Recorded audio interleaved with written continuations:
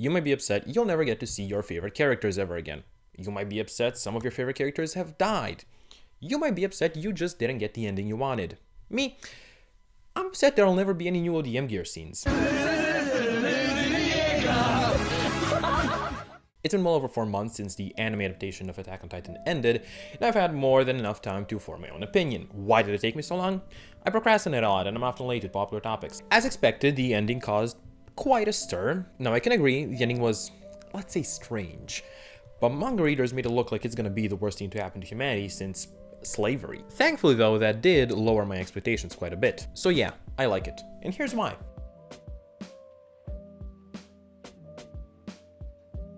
For the first time since starting the show almost 7 years ago, do I finally feel like I understand Eren. And the funny thing is, like most things Attack on Titan, the key to it all has been right in front of me the entire time. During season 4, Eren was portrayed as a cold and calculating character who will stop at nothing and spare no one to achieve his goals. He made himself look like he's the grand hero, the one who's gonna solve the long conflict between Marley and Paradise. And people are drawn to that, both actual characters in the show and people in real life. They started obsessing over him as they similarly did over Levi about a decade prior. So during Armin and Eren's final conversation, people are shocked to find out the truth, that he wasn't the evil mastermind that people thought he was. Eren didn't actually want to do the rumbling, he just felt that he had no other choice, which is why he started acting the way he did, but on the inside, it was a different story. I think people forgot who Eren was before season 4. Eren was always a brash and loud character that dives into things without thinking. If you look back, at no point does he ever come up with a functional solution to a predicament on his own. He has always either relied on other people or just dumb luck to get him out of sticky situations. I'm not calling him dumb or incompetent, far from it,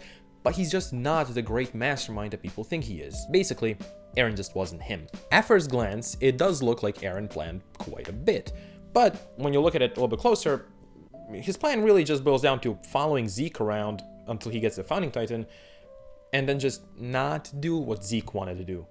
And that's kind of it. I mean, the biggest manipulation that he does is just making his friends think he doesn't like them. Now, he does do some things in the past. However, I don't really want to call that planning because he already knows those things were meant to happen, so he just has to go back and make sure that they happen. I can get more into that whole thing, but I'm not because this video will just go way off the rails.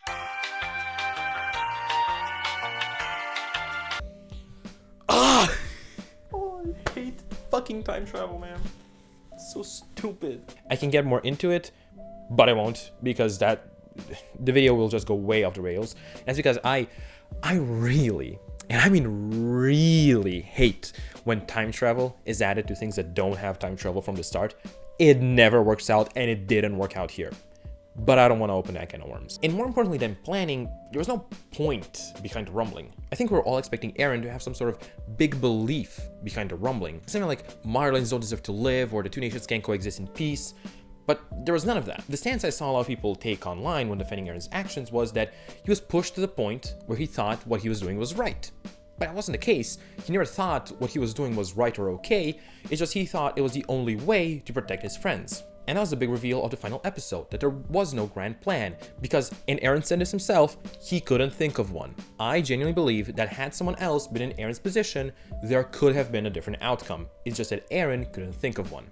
Just because he can see the future doesn't mean that he can come up to a solution to the problem he's facing. When thinking about Eren as a character, I often look back to the scene where he first uses the hardening ability. He picks up a random bottle off the floor, having no idea what it does, and just charges at the biggest Titan he has seen in his life. That scene, I think, perfectly shows you who Eren is. He acts primarily on instinct and emotion. Even the rumbling is something he does out of his emotions.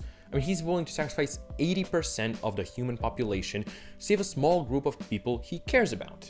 And this doesn't mean Eren didn't change at all. He did, it's just in a way that most people didn't notice. What changes in Eren is how much he relies on other people. As the story progresses, he starts relying on others more and more. At the start of the story, he is very much willing to let other people handle things. And that, I don't think ends all that well. But when he handled things himself, they turn out alright, like in the hardening scene. But this change is a little subtle, and if I'm being completely honest, I didn't notice it whatsoever. This guy did, so you should go check out his video. In the end, Eren is not the chosen one. He is a child that was unable to protect the people closest to him, so he put on a facade in a desperate attempt to save what little he's left in this world.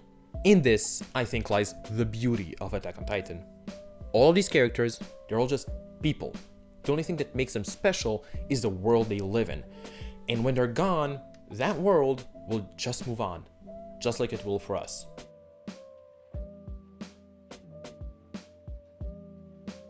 After finishing Attack on Titan, I did realize there were quite a few problems with it, specifically with the world building. And what I mean by that is that it has so many plot holes, it could make someone with trypophobia pass out. The biggest one being, what's the deal with royal blood? In the fourth season, it is revealed that all Eldians are descendants of Ymir and King Fritz. So what makes someone royalty? Aren't they just all descended from the king? Okay, so there's two ways to look at this, neither of which work. You can look at it as royalty being the ones that the majority of the population consider royalty. But that doesn't work because no one knew about the race family.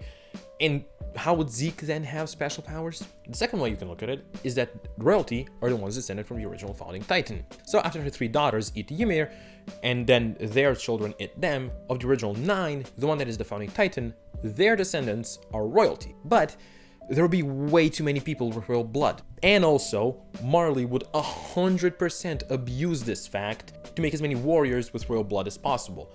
Matter of fact, I think all of the warriors then would just have royal blood. So far, I haven't seen a good explanation for this one. There are other plot holes like the whole hardening concept, obviously Falco turning into a bird, and what are exactly the female Titan's abilities? Everyone can clearly copy abilities because everyone can do the hardening, meaning everyone can copy all of the abilities. But I think the one with royal blood is the most world-breaking. Now I'm mentioning plot holes because a lot of people I've seen online that have noticed this, I feel like I'm the only one that doesn't really care. You see, I am completely aware of the majority of plot holes within Attack on Titan. I already mentioned some of them, but they don't exactly impact my enjoyment of the show. Let me give you an example. I treat this the same way I treat JoJo's changing power systems. It's not exactly what I'm watching the show for. I did care once, but after a big reveal at the end of season 3, I stopped caring about the world so much and started focusing much more on the characters. Even when Ymir's backstory and the origin of the Titans were revealed, I simply didn't care. I think usually when world building gets thrown down the toilet, it happens either before the big reveal or the big reveal itself is shit. But Attack on Titan is a unique case where we did get our big reveal. The ending to season 3 was satisfying. The answer to the big question of what are Titans was satisfying. There were still some smaller questions left unanswered, but they weren't as important as the big question of what are Titans. So when they were answered poorly or just not answered at all, to me, it didn't matter as much. This did, however, ruin rewatches because even though now I see them as smaller questions, they are still somewhat hyped up in the show. And when you know that the answer to those questions is bullshit or non-existent, you kind of just want to skip that part.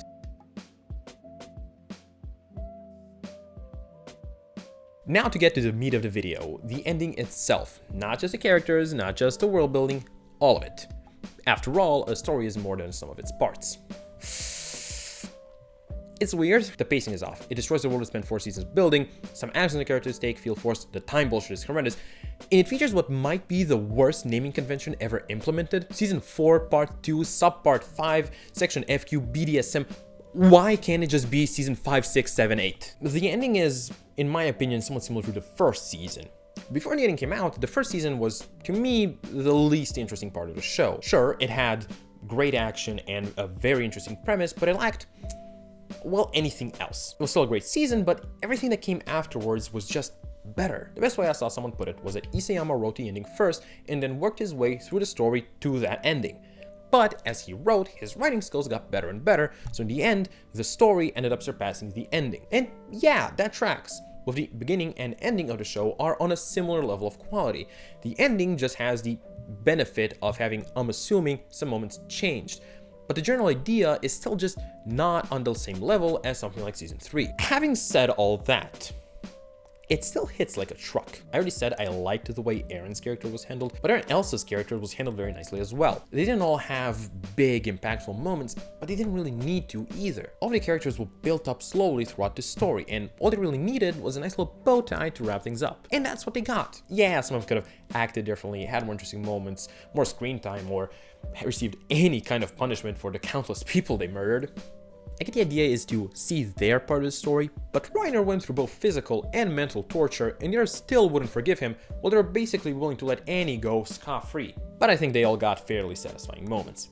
Yes, even Mikasa. That whole her being Ymir's chosen is stupid at best, but I think that has more to do with the plot of the ending than Mikasa's character. Now, the plot itself, if we look at it through the lens of Eren as a character, it works. But as viewers, after having our minds blown time and time again over the 4 seasons of the show, it just feels underwhelming. It's linear, and that's bad because no other season really feels linear. Maybe the beginning of the first season, but even in the second half, things already start going in all different kinds of places. You may have noticed I've been somewhat reserved when criticizing this ending.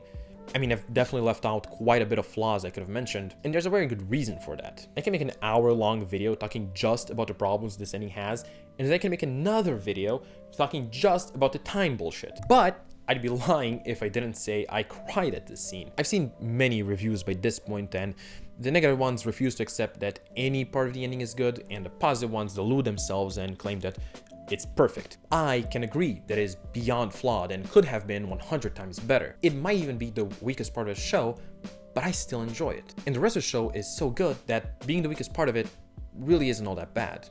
Thank you for watching.